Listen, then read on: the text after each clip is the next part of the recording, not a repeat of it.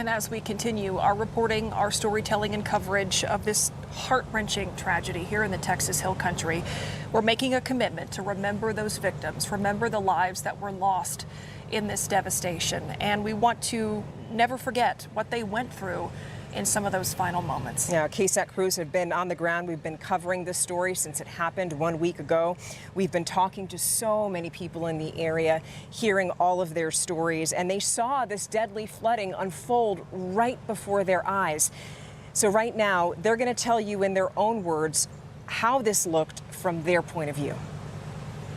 Overnight, it was rattling the entire house. The windows, the thunder was just like sledgehammers hitting the roof. It was unreal. My first thought was, wow, that's good, we're getting some rain. But then I snapped and go, that's a lot of rain. Going from RV to RV, knocking on doors, trying to get people out, waking them up. We had a lot of them that were trying to gather their personal items, and that's like, no, you got to go. The exterior was completely submerged. And he woke up to popping sounds in the wall of electricity. You have no control. The water's coming and you cannot stop it. So the flood started getting bigger, and it was going up to, we have bunk beds in our cabins, and it was going up to the top bunk, and we had one choice, and we had to swim out of our cabins. Came running up, hollering, Mimi, get up, we gotta get you to the attic. We thought maybe we would still be okay, but then that's when the vents, water just started coming like super fast from the vents. We couldn't get to the exterior stairwell because the current coming through the parking lot and coming down 39 it was like a river. It was risky. It was one false step and you would have been gone.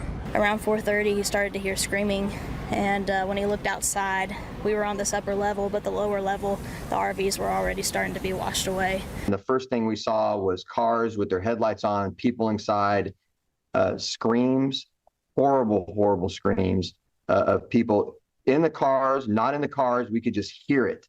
And they were floating by at the second level already. So then we decided we can lift them on, we can get people up on the roof. There's an apartment on top of the mill house. And so we got sheets and wrapped it around the people and the kids and the dogs, and two men were on the roof.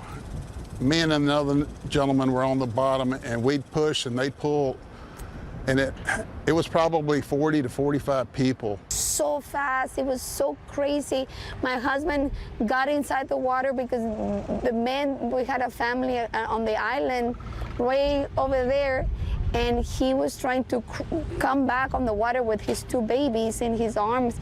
My husband got all the way down to to his waist and was yelling at him, throw me your baby, and the guy couldn't do it. And then a wave came in. We went ahead and jumped out, and we got washed down 3 houses, and we finally ended up snagged on a big bush.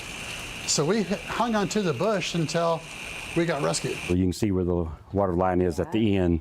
So we got him out and took him to safety. I remember something hitting me on the head.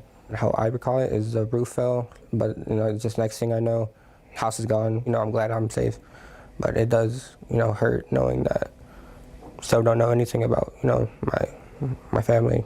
When you talk to so many people who are looking for family members and friends, it just really puts things into perspective. I really don't have words. This is surreal, devastation. I don't have words. I really don't have words. So this was a whole fishing dock, and our patios, chairs. This was a kayak station. I saw total devastation in my house. I would love to be back home. I lived there for so long, and it was just an incredible place. We're not giving up. It's very important for us to want to rebuild because we love this community.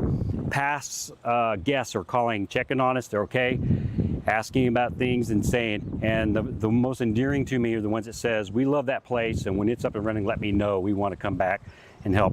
On July 4th, we got the locals coming here, and the locals have not left. They're being here. They stopped going to work. They stopped everything. Construction companies stopped their jobs to be here. The locals are the #1 supporters that we have, and they're being here nonstop. Thank God for this community. They are absolutely beautiful. Makes me, a little teary-eyed, but yeah, they're amazing.